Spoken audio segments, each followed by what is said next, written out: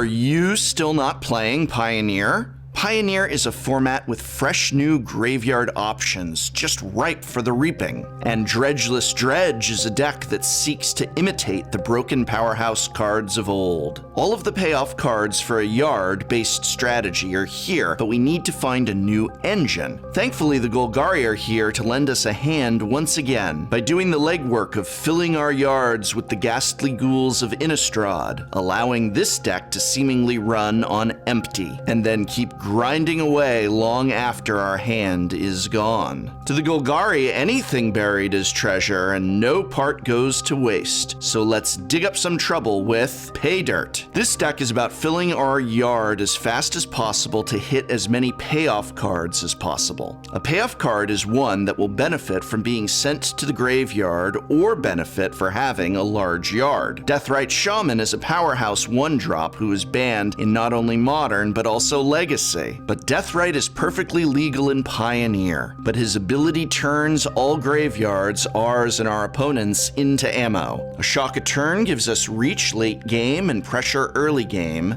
and his life gain ability helps us recover from an early aggro onslaught. 4 copies of Prized Amalgam is the main recurring threat in the deck, and while we can actually cast the Amalgam from our hand, we often don't have to, as it will jump out of our yard at the end of any turn where we had another creature come out of the graveyard. Knock the Amalgam down, and he gets right back up again. In the old days, we would call a 3/3 body Bolt Bait, but unfortunately, or rather fortunately for us, Pioneer is a shock-based format, and Amalgam's CMC of 3 makes him hard to push. But just how do we get our Amalgam to trigger? Well, Narcomoeba has us covered. Narcomoeba is another card we don't have the ability to cast, but that hardly matters when our goal is to have it enter the battlefield from the graveyard. When this happens, it'll not only give us a free 1/1 flyer, but also give us back all of our Amalgams that saw the Narcomoeba enter play. Now, I already hear all of you crying out, but what good is a 1/1 flyer? Well, I'll show you that with 4 copies of Driven to Despair. Driven is good in our hand as it not only gives the team trample, but allows us to draw a card for every creature that connects for damage. But the far better mode of this card is Despair. Despair can be cast from the yard for only 2 mana. It gives all of our creatures menace, which makes them very difficult to block, and if they deal damage to our opponent, that player discards a card for every creature that hits them. So on turn 3 to 4, we can easily be ripping 3 to 5 cards from our opponent's hand, which gives us the momentum we need to easily take over the game. Our last payoff card is Creeping Chill, a sorcery that drains our opponents for 3 life for 3 and a black. However, we will not be casting it in most situations, as it will exile for free if it goes straight from our deck into the graveyard. Important note, Creeping Chill doesn't actually cast, it simply triggers and deals damage. This means our opponent would need to disallow in order to interact with the trigger and cannot use a normal counter spell. Seeing as we will normally be dumping 15 to 20 cards from our library, you can usually expect 2 Creeping Chills to show up per game, effectively giving our opponents a starting life total of 14. And in those games where we hit 3 or all 4 copies, we're only going to have to do half the work to finish off our opponent's life total. So how do we plan to get all these cards into our graveyard to begin with? Well, that takes us from the Paydirt to the engine. In order for our payoff cards to work, we need to get them into our graveyard, and luckily it's much easier to get cards into the yard than into your hand. The best 1-drop in the deck and one of our better engine pieces is Stitcher's Supplier. This 1-mana 1/1 will mill us 3 cards when it enters and another 3 when it dies. So it has the overall ability to mill us 6 cards for 1 mana. Stitcher's Supplier can also block an early aggressive creature or threaten to strip a card with an early Despair. We're always happy whether it lives or dies, and should almost always be added to our hand with our other engine cards to chain the engine. Speaking of which, we get to Gather the Pack and Grisly Salvage. Both of these cards let us look at the top 5 cards of our deck for 2 mana and take 1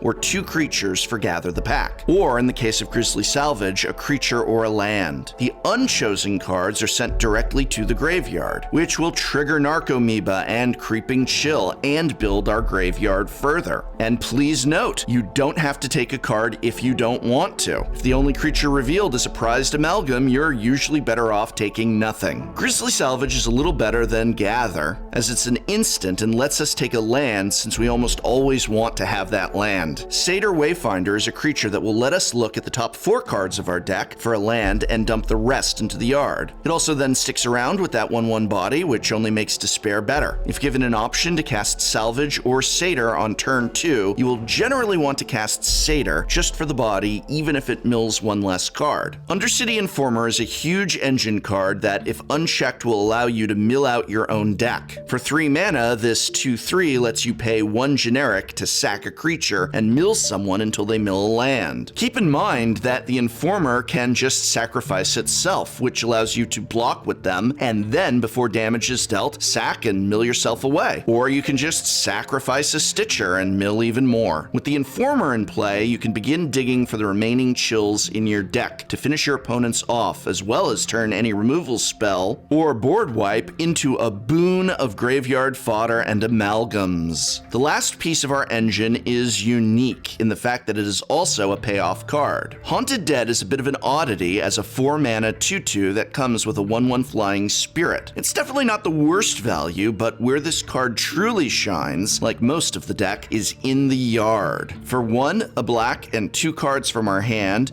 we can buy back the Haunted Dead tapped at instant speed, meaning that we can dump any amalgams or stuck Narcomoebas as well as trigger those amalgams. When our opponent goes to end their second main phase, we can activate Haunted Dead. This will trigger any amalgams in our yard, or any we discard, as discarding is part of the cost of the ability. Then, when we enter the end step, our amalgams come back into play, giving us an instant army out of the yard. This deck is single-minded and focused to build graveyard threats and capitalize on them. While our sideboard will have options for removal and counterplay, honestly, our main strategy is just so strong that we'll be able to overpower whatever our opponents are doing without much difficulty. All we want is for our mill to be halfway decent, though we do also need a few lands to really get us going, so let's take a look at the mana base. This deck is aggressively running only 20 lands, and our most important turns being 1 through 4, we need to make sure we have both colors early and that our lands come into play untapped. 4 copies of Blooming Marsh is incredible, giving us access to black, green, untapped during the first 3 land drops. Overgrown Tomb, of course, is a staple in mana bases, as the shock lands have a simple cost of 2 life. Running cards like Creeping Chill and being a fairly decent aggressive deck, we don't need to worry too much about that 2 life. Still, you should only shock yourself when you need the mana, and play other lands first if available. And speaking of paying life for mana, we're going to run 3 copies of Llanowar Wastes to fix our mana for small payments of just 1 life per use. We only run 3 of these as multiples can quickly become too heavy attacks on our life total. The deck also runs 3 copies of Woodland Cemetery, which is fine as long as we run about 10 lands that will turn them on. So rounding out the mana base are 3 copies each of Forest and Swamp. What's our sideboard look like? As a graveyard deck, we'll have an easy time in Game 1, but Games 2 and 3 is where our opponents will sideboard in a lot of graveyard hate, which is why the sideboard runs 3 copies of Return to Nature. This lets us beat the main offenders Rest in Peace and Leyline of the Void, as well as the less popular but pioneer legal Grafdigger's Cage. 2 copies of Abrupt Decay also let us answer Rest in Peace, as well as Ashiok and other difficult permanents without pesky counter magic getting in the way. 2 copies of Ultimate Price are great for answering Kalitas, who is quite problematic in the mono-black matchup. If you notice boards stalling up and need a little extra grind, 2 copies of Den Protector let us buy back important spells and keep us in action much longer, as well as just giving us an evasive threat. We're also going to want 2 copies of Gurmag Angler for when we're in need of more power in our creature slot and can possibly weaponize it early thanks to the graveyard. A pair of Thoughtseize allows us to disrupt opponents' plans, and in conjecture with the Anglers and the Den Protectors allows us to transform slightly into into a mid-range rock-style game. By taking away the narcomoebas and amalgams, we can get away from cards we can't cast, and away from our reliance on the yard. The board rounds out with 2 hosers in Noxious Grasp and Display of Dominance. Display actually answers most of the cards that threaten our yard and can buy us a turn of protection against control or mono-black decks, while Grasp takes out a variety of big scary monsters, such as what we're going to see in many Simic aggro decks. Dredgeless Dredge is a powerhouse with a one-track plan of milling itself and reaping the rewards, but its weakness is apparent with an overutilization of the graveyard. Still, the deck is a ton of fun to play, and it has plenty of interesting lines and a heavy risk-reward style. Play this deck if you like the graveyard and yard-based strategies. Enjoy an explosive game plan that rewards aggression, or just enjoy a deck that mulligans well and is single-focused to do one thing and do it great. But that's just a small sample of the variety that Pioneer brings, and whatever deck you go with, the best part is it never rotates, so when you build a Pioneer deck, you build it for life. Special thanks to this deck's professional consultant, Ricky of Door Monster. If you haven't yet taken a moment to watch my guest appearance on Door Monster, you should head over there for a laugh and a chuckle. And special thanks as well to Jonathan Choi, our editor. I hope very much this video has been of some help to you. What deck would you like to see attack on next? Let me know in the comments below.